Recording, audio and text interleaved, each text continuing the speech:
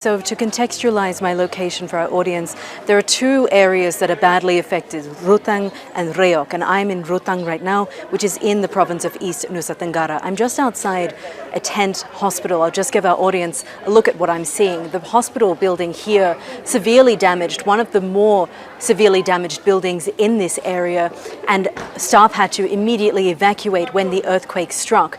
Patients were in the hospital as well, and they were rushed outside into this car park area where staff have basically assembled a tent hospital in the car park.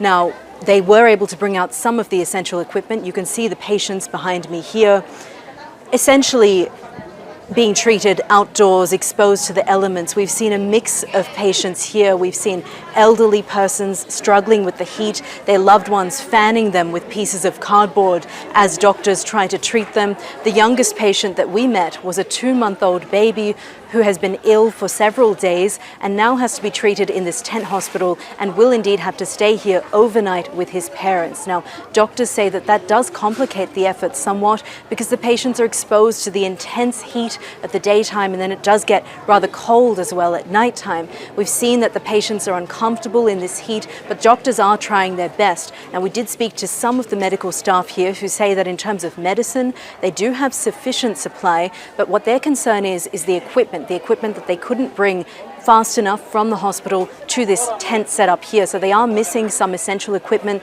things that they need for blood tests, for x-rays. We met a woman earlier who was trapped in the debris of her home for a few hours before her relatives were able to pull her out. Sadly, that woman's mother died in their home while they were in there together. That woman, doctors believe, has a broken leg, but they haven't been able to do x-rays yet. So these are the difficult conditions that medical staff are working here in Ruteng.